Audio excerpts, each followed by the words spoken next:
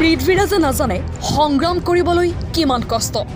এমা বন্দুক ধৰি পেলাই জংঘলত যেতিয়া নাখাই নবৈ এই মহ জোক যেতিয়া কামুৰিব পাহাৰত যেতিয়া খোজ কাঢ়িব লাগিব তেতিয়া হি গম পাব যে সংগ্ৰাম কৰাটো কিমান কষ্ট।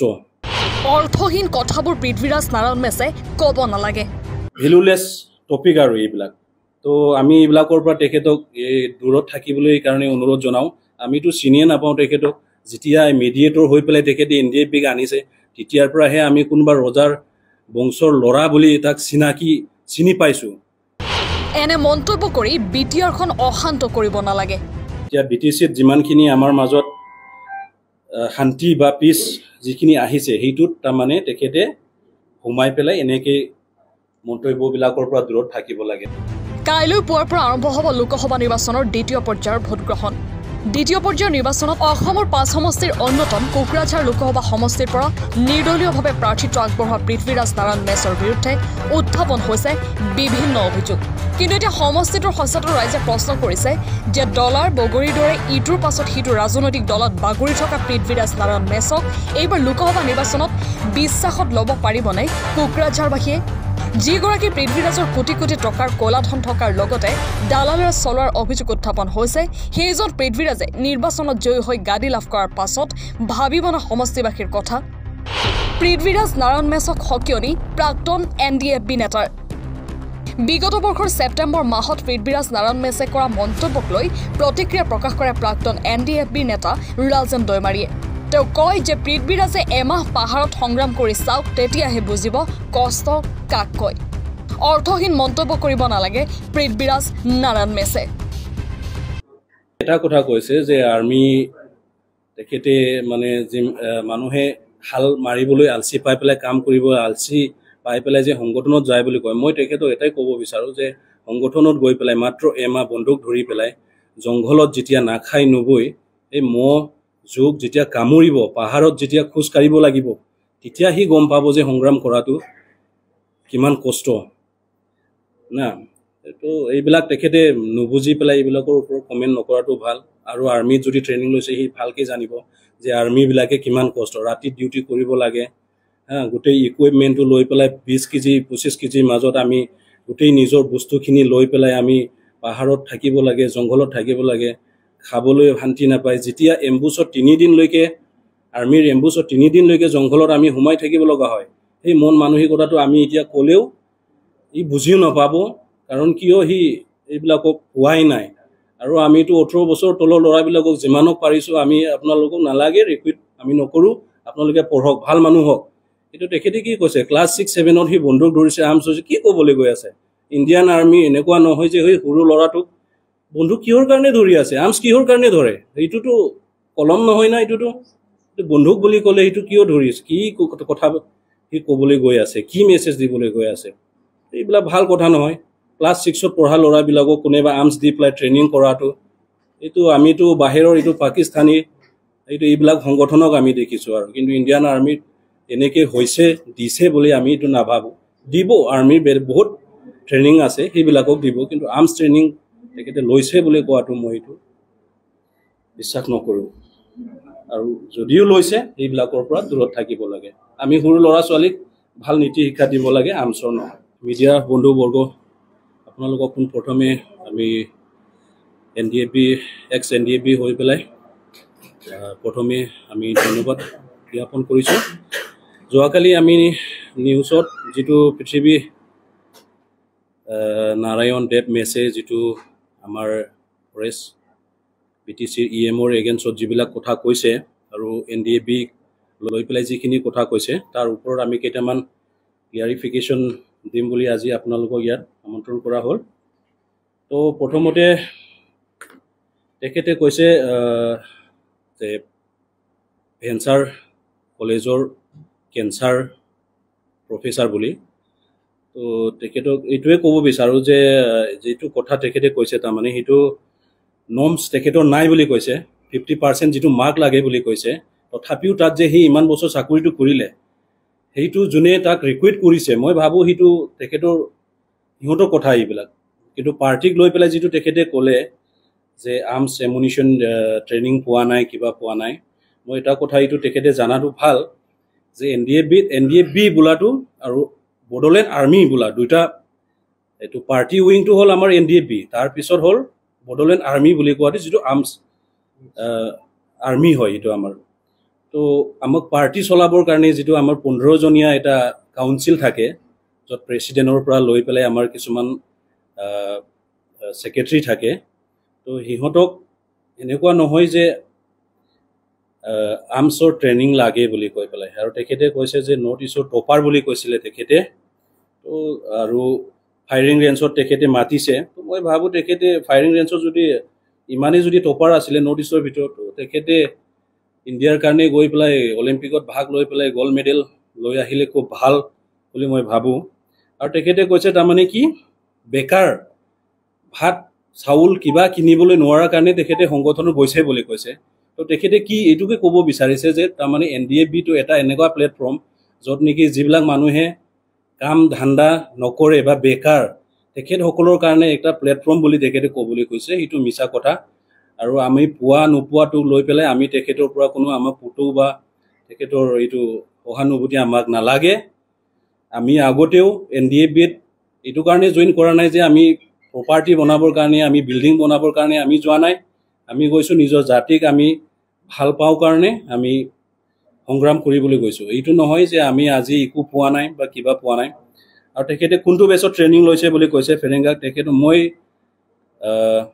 একচুৱেলি চিফ ইনষ্ট্ৰাক্টৰ কম ৰিক্ৰুটিং অফিচাৰ আছিলোঁ ডি ৰেপগন ৰাজেন দৈমাৰী বুলি কয় মোৰ টুইট কৰিছোঁ আৰু মই নিজে তেখেতক বেছিক যিটো ফিজিকেলি যিটো আমাৰ আৰ্মিৰ ট্ৰেইনিং হয় সেইটোৰ বাদে আমাৰ যিখিনি ট্ৰেইনিং আছে যিখিনি দিব লাগে সেইখিনি আমি তাক দিছোঁ আৰু তেখেতে বেষ্টটো সুধিছে বেষ্টটো হ'ল তেখেতৰ 39 বেষ্টত তেখেতক আমি তাত আমাৰ লগত প্ৰুফো আছে ডকুমেণ্টছ আছে যিবিলাক তো সেইটো কথা আৰু কি কৈছিলে তেখেতে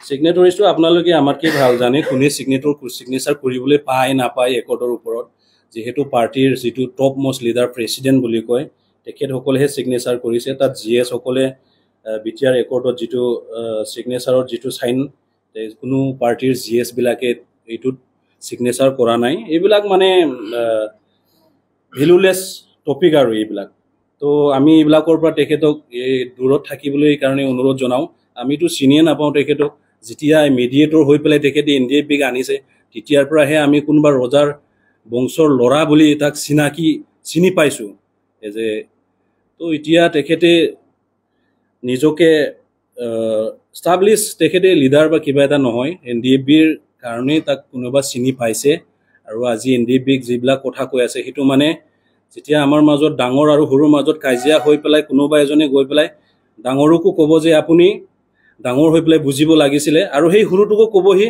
আপুনি সৰু হৈ পেলাই ডাঙৰক সন্মান দিব নাজানে এই দুই টাইপৰ পৰা সি কাজিয়া লগোৱাৰ এইবিলাকৰ পৰা তেখেতে দূৰত থাকিব লাগে আৰু যিহেতু আৰ্মিত স্কুলৰ পৰা তেখেতে আহিছে বুলি কৈছে মই ভাবোঁ আৰ্মি ডিচিপ্লিনটো তেখেতে আমাতকৈ বহুত ভাল জানিব তো আৰ্মি ডিচিপ্লিনত থাকি পেলাই আমাক কোন সময়ত কি ক'ব লাগে কি কৰিব লাগে সেইবিলাক তেখেতে চোৱাটো ভাল কিয় বুলি ক'লে এতিয়া BTCত যিমানখিনি আমাৰ মাজত শান্তি বা পিছ যিখিনি আহিছে সেইটোত তাৰমানে তেখেতে সোমাই পেলাই এনেকৈ মন্তব্যবিলাকৰ পৰা দূৰত থাকিব লাগে পৃথ্বীৰাজ নাৰায়ণ মেচ আন্দোলনৰ এজেণ্ট হৈ BPF দলটোৰ ক্ষতি কৰিব বিচাৰি আছে UPPL নেতা গোবিন্দ বসুমতাৰীয়ে 2020 বৰ্ষত পৃথ্বীৰাজ নাৰায়ণ মেচক কটাক্ষ কৰি কয় যোৱা দুদিনমান আগৰ পৰা দেখি আছোঁ যি আমাৰ এই পৃথ্বীৰাজ নাৰায়ণ দেৱ মেচ ডাঙৰে যি মানে আবল তাবল বকি আছে আমাৰ প্ৰাক্তন এই BTCৰ ডিপুটি চিফ আমাৰ খাম্বা বৰগোহাঁই ছাৰক তো এইটোক আমি কোচ ৰাজবংশী চেলৰ হৈ বা আজি আমাৰ ইয়াতে এই 7টা চেলৰ আমাৰ সভাপতি সম্পাদক আছে আমি ইয়াতে মানে তেখেতক আমি গৰিহণা জনাইছোঁ আৰু যিখিনি ই মানে বেয়া মন্তব্য কৰিছে এইখিনিৰ পৰা যাতে আমাৰ এই কি কয় আমাৰ পৃথ্বী নাৰায়ণ মেচ ডাঙৰীয়া যাতে বিৰত থাকক তাৰ কাৰণে আমি সকিয়নি দিছোঁ সকিয়নি এই কাৰণে দিছোঁ ই BPF দলত আহি আজি বেছি দিন হোৱা নাই কেইদিনমানহে হৈছে কিন্তু ইয়াত আহাৰ তাৰ মানে মূল উদ্দেশ্যটো হ'ল বিপিএফ দলটোক কেনেকৈ ক্ষতি কৰিব পাৰি, বিপিএফ দলটোক নষ্ট কৰাৰহে পৰিকল্পনা কৰিছে এই পৃথ্বীৰাজ নাৰায়ণ দেৱ মেছে। কোনোবা দলৰ এজেণ্ট হৈ বিপিএফ দলত আহি সোমাইছে আৰু বিপিএফ দলৰ যি আমাৰ সাধাৰণ ৰাইজৰ মাজত মানে এটা বেয়া মেছেজ দিব খুজিছে যে বিপিএফ দলৰ যি আমাৰ কেণ্ডিডেট হিচাপে আমি ঘোষণা কৰিম বা আমাৰ মানে লিষ্টত আছে বা প্ৰাৰ্থীৰ দাবীদাৰ, সিহঁতৰ মানে তাৰ মানে বেয়া মানে কিছুমান বস্তু ভাইৰেল কৰিছে বা তেখেতৰ কথা কৈছে যে কোনোবা বোলে ছুইজাৰলেণ্ডত এই কি কয় এইটো থাইলেণ্ডত বা বেংকক বা আমাৰ যে কলবাৰীৰ কথাটো কৈছে। কিন্তু আমি এই পৃথ্বীৰাজ ডাঙৰীয়া দেৱ মেছক আমি সুধিব খুজিছোঁ, ইয়াৰ লগতে মই আৰু এটা কথা মানে সুধিব খুজিছোঁ যে পৃথ্বীৰাজ ডাঙৰীয়া মেছ ডাঙৰীয়া যে কৈছিল যে খাম্পা বৰগোহাঁই ছাৰে যদি 10 কোটি টকা ইনভেষ্ট কৰে সি বোলে তাৰ 10% কৰিব, মানে মোটামুটি 100 কোটি ধৰ কৰিব।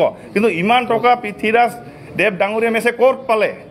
আমাৰ প্ৰশ্ন হয়, যিটো কথা কৈছে থাইলেণ্ড বা এই ছিংগাপুৰ বা আমাৰ কলবাৰী, এই কিজানি পৃথ্বীৰাজ ডাঙৰীয়া মেছে থাইলেণ্ড কলবাৰীৰ নিচিনা জেগাবিলাক কিজানি চলাই আছে নেকি? আমাৰ কিন্তু এইটো মানে সন্দেহ হয়। তাৰ পৰাহে মানে এই টকাখিনি পৃথ্বীৰাজ ডাঙৰীয়া মেছে পাই আছে নেকি বুলি আমি মানে সন্দেহ কৰিছোঁ।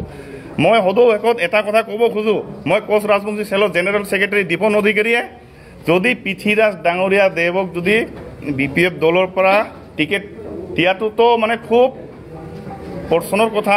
নিদিব এইকাৰণে নিদিব কাৰণ সি দল বিৰোধী কাম কৰিছে। বিপিএফ দলৰ আমাৰ ভাইচ প্ৰেচিডেণ্টক মানে যা তা মন্তব্য বকি আছে, বেয়া কথা কৈ আছে, যিবিলাক কথা মানে মুখেৰে ক'ব নোৱাৰি।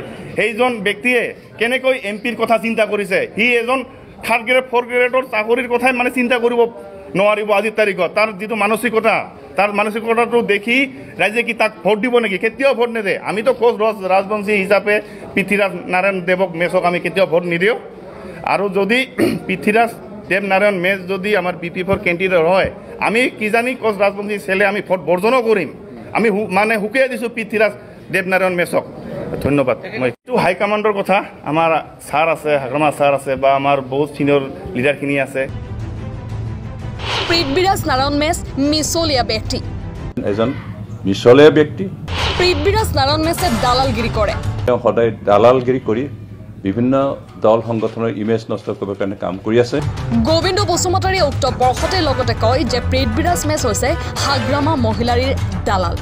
নাৰায়ণ মেছ এজন ডিমৰেলাইজড ব্যক্তি, প্ৰিন্সিপল নথকা ব্যক্তি, যিকোনো সময়তে টকাত বিক্ৰী যোৱা এজন ব্যক্তি। আৰু সেইকাৰণে তেওঁ বৰ্তমান হাগ্ৰামা মহিলাৰীৰ এজন কৃত্য দাস হিচাপে হাগ্ৰামা মহিলাৰীৰ হৈ প্ৰচাৰ কৰি আছে। এজন মিছলীয়া ব্যক্তি, ধোকাবাজ ব্যক্তি, আৰু তেওঁ সদায় দালালগিৰি কৰি বিভিন্ন দল সংগঠনৰ ইমেজ নষ্ট কৰিবৰ কাৰণে কাম কৰি আছে। আমি